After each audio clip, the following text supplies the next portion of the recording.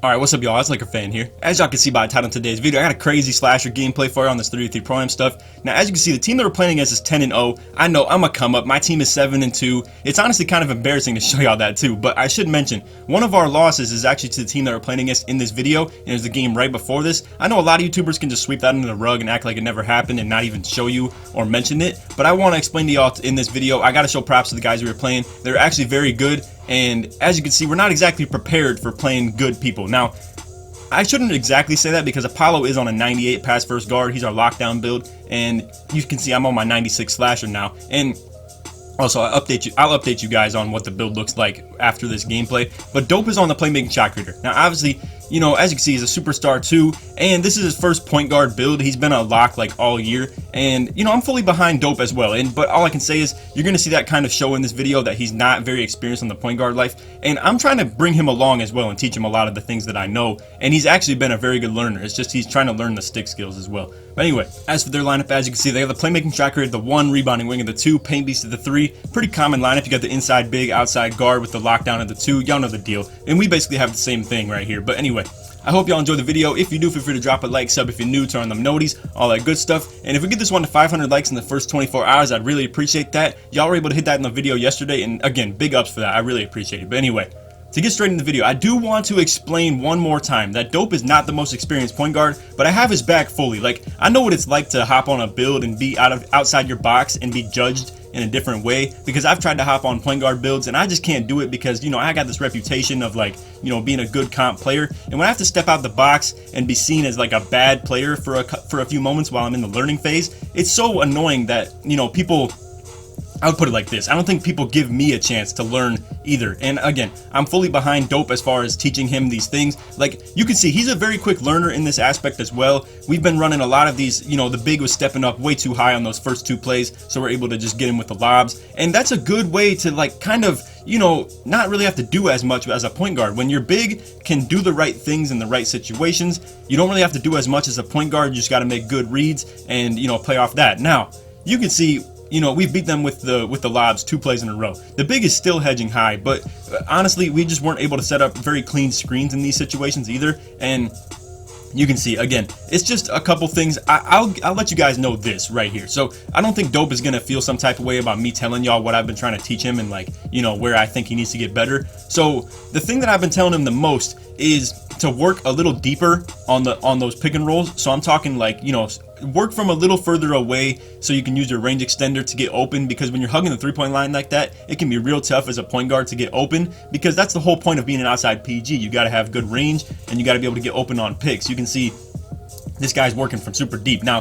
I jump out on that, and I gotta say, this is a big shifting moment of this game. I get the block on the, you know, perimeter step out, and then I get the dunk in transition, get my takeover. Now, this is where the slasher takeover comes into play. Now, like I was saying, I was struggling to get Dope open earlier in this game, and that's where the slash takeover is a beautiful thing, because it can hide the fact that you have a bad offense if you do. And, you know, this is where a lot of, like, you guys probably resonate with this more, because you guys don't all have point guards like Kitchen and AK, right? If you're familiar with the channel. You guys don't have all these dribble demon, like, you know, crazy good outside PGs that you can just work with. And this is where I kind of understand where y'all are coming from with this now too. And in stage 3s, I never ever take the ball in ISO, because it's so easy to get slips and dunks and stuff like that, because all they do is take away 3s because they respect your point guard so much, right? But in this situation, you know, and like I said, I'm not trying to like downplay Dope and say he's like bad or anything, but again, I'm kind of just highlighting the fact that it's not so easy for us to just get 2s in this situation. And we got the easy, you know, like rolls where I was able to beat the hedge D and Dope threw me the lobs on the first 2 plays. But when you get to these situations where they played, like, you know, they just can't paint on you and they take away all your, you know, rolls and anything like that, or, you know, don't play sides and you can't get easy slips, that's when you need a good point guard. And like I said, this takeover is such a beautiful thing to have in this situation. So I'm coming up, get the ball. It's 10-4 right now. As you can see, like, it's gonna be pretty premium for me to get this dunk right here. Now I go for the contact. He actually kind of jumps out of it, but as you can see, we got the windmill contact dunk right there, and that was a big play. Like, to go up 12-4 in this situation was pretty important, because I knew our offense was going to struggle a little bit when we come back to this pick and roll. And You could make the case that I should just keep on taking the ball and just keep on isoing. I'm not exactly sure that's the most efficient thing to do though. You know, no matter how OP you think slashing is, it's really not that OP when it comes to finishing on inside bigs or like, you know, good interior defense bigs. And I know a lot of people, you know, be questioning why I think 7'3" bigs or 7-foot bigs are so trash. Then it's because in a comp situation they're trash. Like I'm talking, like I was just saying, it's so easy for me to get slips or pick and rolls and stuff, and if you decide to play front back on any of my like really good outside PGs like AK and Kitchen, they're just gonna piece that thing up and make threes all day. So I'm gonna use this play right here as an example. You see the big man grabs the rebound, goes coast to coast, tries to finish it, right? Now in stage, for me to do that, it would make absolutely no sense because they're playing sides on me in the first place anyway. All I gotta do is get the slip, it's free twos, it's free real estate. You get what I'm saying? But anyway, the fact of the matter is we're playing front back on these guys, so for him to get the chance at a 2-point shot like that was still a good efficient shot. But like I said, just keep that in mind. Stage 3s is so weird and different compared to like say 3v3 Pro-Am and stuff like that, and it's because at the end of the day they gotta respect your outside point guard in that stage 3s environment. And I'm gonna keep it real with y'all in this situation because I got something I really want to talk about. Now I know a lot of people who don't really play in the stage, and they'd be like, just because you don't play in the stage doesn't mean you're comp. This is my thing, y'all. Like, stage is where by far the best players of the best players are at, unless you're talking 5v5 Pro-Am. But in 5v5 Pro-Am, you don't really just match up with those guys. Pro-Am matchmaking this year is completely busted. You're not able to just, you know, rise up in the ranks, and as soon as you hit Pro Bronze, your team can't find any matchups. That's really just how it is. So at the end of the day, stage is really where the only comp that you can just find through matchmaking is, and you can't tell me otherwise, because in Park or 3v3 Pro-Am, you just constantly run into dudes who really can't beat front back defense, and it's kind of ugly to like watch and play against. And that's why I'm very specific with uploading, you know, videos that aren't related to stage 3s or stage 2s. Now stage 2s can get really dicey. I don't think it takes that much skill to really win in that, because I just feel like that comes down to, do you have a two-way slash playing a rim sharp, and do you just constantly take advantage of a small point guard? And that's where it's super whack in my opinion. But anyway, to get back to the commentary, you see Dope greens the 3 right there, 17-8.